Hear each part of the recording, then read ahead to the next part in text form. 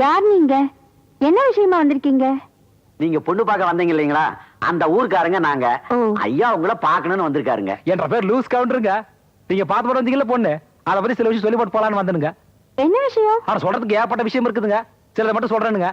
அவங்க அப்பாவுக்கு ஒரு எண்ணம் இருக்கு இல்லைங்களா, அதுல ஒருத்தன் வேலை செய்யறானுங்க. அவன் பேரு கூட பேரு என்ன? கோபாலகிருஷ்ணனுங்க. கோபாலகிருஷ்ணனுங்க. பாக்குறதுனால பப்பள பல மாட்ட பல பலன் இருப்பானுங்க. அவனுக்கும் அந்த பொண்ணுக்கும் லவ்வுங்க. லவ்னா தெரியல, நம்ம ஊர் பக்கம் காதல்னு சொல்லுவாங்க.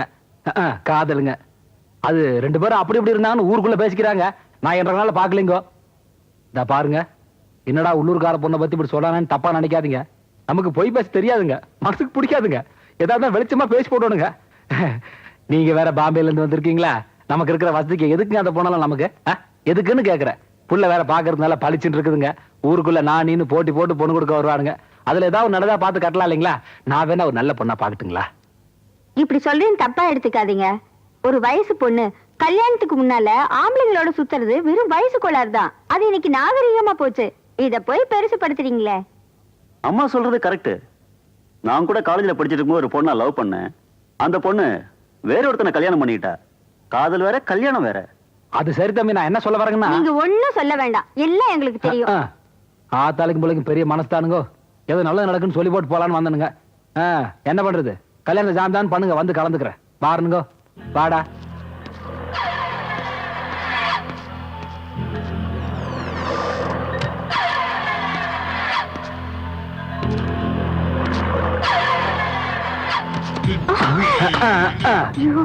என்ன காலமாட அம்மா மேலே பாயுது? உன் மூஞ்சி முகரையும் பாக்குறப்ப நினைச்சேன், நீ இவனை வயிற்றுல சுமந்த அம்மாவா இல்ல கட்டுல சுமக்கிற கும்மாவான்னு. உன்ன மாதிரி எத்தனை பேரை பார்த்திருப்ப, என்கிட்டே ரீல் விடுறியா? ஏண்டா பாம்பே கேப் மாதிரி, உன்னை பத்தி நான் பொண்ணு வீட்டுல சொன்னேன்னு வை, நீ பாம்பே மாப்பிள்ளையா இருக்க மாட்ட, எங்க ஊர் போலீஸ் ஸ்டேஷன் தான் மாப்பிள்ளையா இருப்ப. ஏய், ஒரு வார்த்தை பேசக்கூடாது. இனிமே நான் பேசுவேன், நீ கேளு. தள்ளு. தயவு செஞ்சு வெளியில சொல்லிடாதீங்க. எங்களுக்கு கிடைக்கிற சொத்துல பாதி சொத்து உங்களுக்கு கொடுத்துறேன். யாருக்கு வேணும் சொத்தெல்லாம்? நமக்கு சொத்துல எல்லாம் ஒண்ணு பங்கு வேணாம், சுகத்துல தான் பங்கு வேணும். என்ன சொல்றீங்க? பாம்பே வரைக்கும் பாய் விரிச்சு படுத்திருக்கிற, உனக்கு இதுவும் கூட புரியலையா? சரி, புரியுற மாதிரி சொல்றேன். அந்த பையன் ராதா காத்துல தாலி மட்டும் தான் கட்டணும். முதல் ராத்திரி அதாங்கண்ணே ஃபர்ஸ்ட் நைட்டு, அது எங்க கூட தான் நடக்கணும். அதுக்கப்புறம் நீ ராதா கூட்டு பாம்பேக்கு போனாலும் சரி, துபாய்க்கு போனாலும் சரி. இங்க பாரு கண்ணு, இதுதான் எங்க ஊர்ல ஒரு கல்ல ரெண்டு மாங்கான்னு சொல்லுவாங்க. சொத்து பூரா உனக்கு, சுகம் பூரா எனக்கு. எப்படி?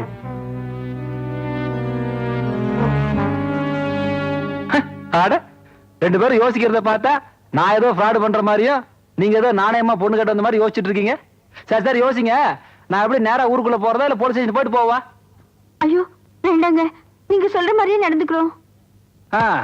அப்படி வாங்க வழிக்கு. வந்த சொல்லி முடிஞ்சது, புறப்படுமா? புறப்படலாங்க. கொஞ்சம் இருங்க, சாப்பிட்டு போலாம். ஐயா, நம்மள மத்தவங்க நினைக்காத கண்ணு, நான் கொஞ்சம் வித்தியாசமானவன். இன்னொருத்தங்க சாப்பிட்ட எச்சல சாப்பிட்டு நாங்க பழக்கம் இல்ல. வர பாம்பே பட்டுமா?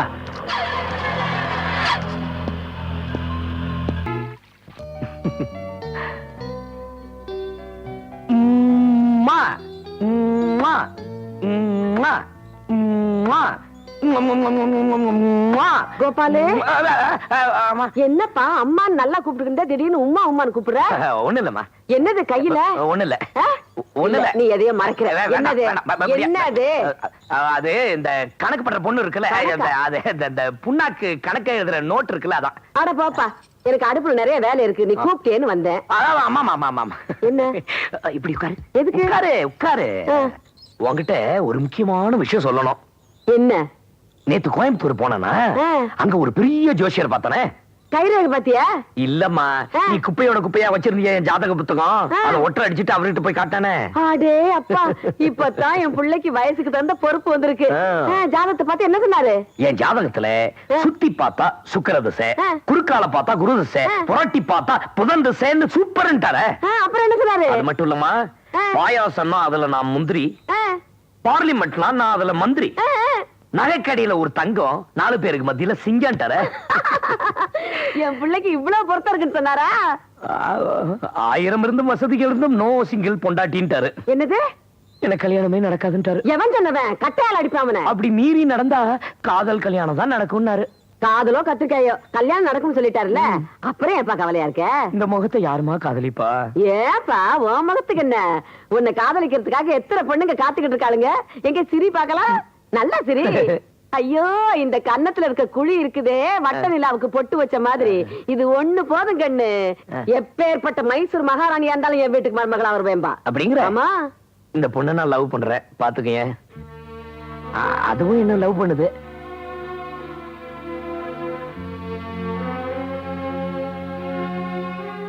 என்னப்பா, உன்னோட சேர்ந்து நானும் தாட்டு போட்டுன்னு பேசிட்டேன். போட்டோவை பார்த்த உடனே நெஞ்செல்லாம் பக்கு பக்குன்னு அடிச்சுக்குது. உன் முதலாளியோட பொண்ணு, இதெல்லாம் நமக்கு சரிப்பட்டு வருமா? பொண்ணு ஆசைப்பட்ட மட்டும் பத்தாது, பெத்தவங்களும் சம்மதிக்கணும். அம்மா, ராதா மேல அவங்க அப்பா உயிரையே வச்சிருக்காரு. என்னதான் கல்யாணம் பண்ணிக்குவேன், ராதா போய் அவங்க அப்பா கிட்ட ஒரு வார்த்தை சொல்லட்டும், அடுத்த நாளே கல்யாண பத்திரிக்கை அடிச்சிருவாரு. அப்படியா? சுப்புலட்சுமி அம்மா,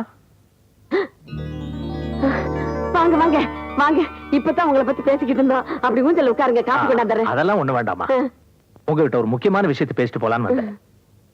என் பொண்ணும் உங்க பையனும் ஒருத்தர் விரும்புறாங்க. ஆமாங்க, இப்பதான் கோபால் அதை பத்தி என்கிட்ட சொல்லிக்கிட்டு இருந்துச்சு. அதனாலதான் என் பொண்ணுக்கு உடனே கல்யாணத்துக்கு ஏற்பாடு பண்ணேன். பத்திரிக்கை கூட அடிச்சுட்டேன். கோபாலு, நீ நினைச்சது எவ்வளவு சரியா போச்சு பாத்தியா? நீயும் ராதாவும் ஒருத்தருக்கு ஒருத்தர் விரும்புறீங்கன்னு தெரிஞ்ச உடனே கல்யாண பத்திரிக்கை அடிச்சுட்டாங்கன்னா பொண்ணு மேல எவ்வளவு பாசம் இருக்குன்னு. எப்படியோ கடவுள் புண்ணியத்துல இந்த கல்யாணம் நல்லபடியா நடந்தா சரிதான். ஏங்க, கல்யாண பத்திரிக்கையில கோபாலோட அப்பா பேரை போட்டிருக்கீங்கல்ல? நீங்க தப்பா புரிஞ்சுக்கிட்டு இருக்கீங்க. கல்யாணம் என் பொண்ணுக்கு தான். ஆனா மாப்பிள்ள கோபாலகிருஷ்ணன் இல்ல, பாம்பே மாப்பிள்ள. சுப்புலட்சுமி அம்மா, உங்க மகன் ரொம்ப நல்லவன், நாணயமானவன். என் பொண்ணு அவனை கட்டிக்க ஆசைப்பட்டா. அவளை பொறுத்த வரைக்கும் அவ எடுத்துக்கிட்ட முடிவு சரியா இருக்கலாம். ஆனா என்ன பொறுத்த வரைக்கும் அது தப்பா தெரியுது. என்னால இதை ஏத்துக்க முடியாது.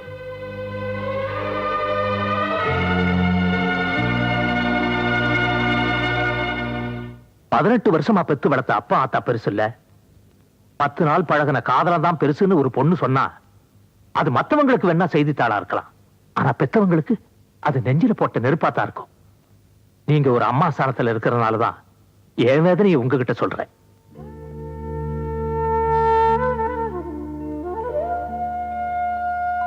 சொத்து 10 கோடி இருந்தாலும், சொந்த பந்தம் 1000 இருந்தாலும், ஒரு பொண்ணை பத்த பாவத்துக்காக நான் உங்க கால்ல விடுறேன்.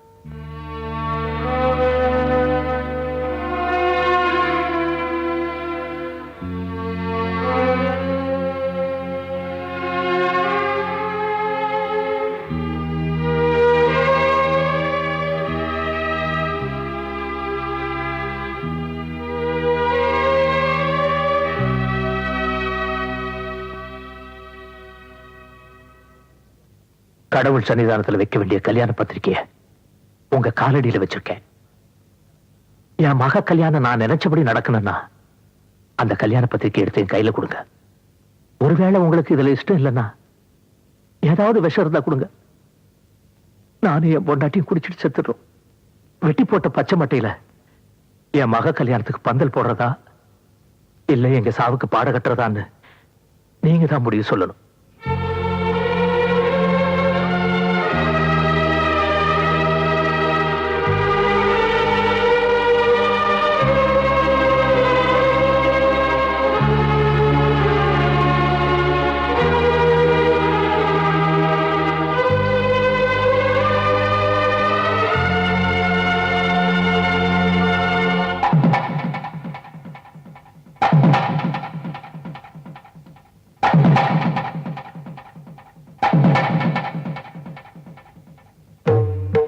ஐயா, எங்களை சுமதாங்கி கல்லாம் நினைச்சு உங்க பாரத்தை எங்க மேல இறக்கி வச்சுட்டீங்க.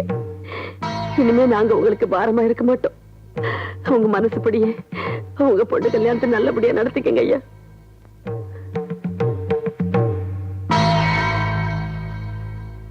எல்லாரும் கல்யாண பத்திரிக்கை கொடுத்துட்டு கல்யாணத்துக்கு வாங்கன்னு தான் சொல்லுவாங்க. நான் வர வேண்டாம்னு சொல்றேன். அதுக்காக என்ன மன்னிக்கணும்.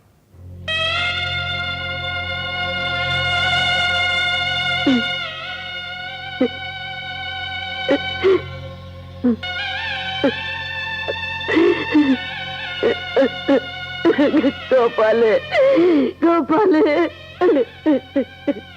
என்ன மாதிரி அவர் பாட்டுக்கு ஏதோ பேசிட்டு பத்திரிக்கை கையில கொடுத்துட்டு போறாரு. நீ பாட்டுக்கு வாங்கிட்டு பேசாம நிக்கிற. என்னப்பா செய்ய சொல்ற? மந்தவன் அதிகாரமா பேசியிருந்தா நானும் எதிர்த்து பேசியிருப்பேன்.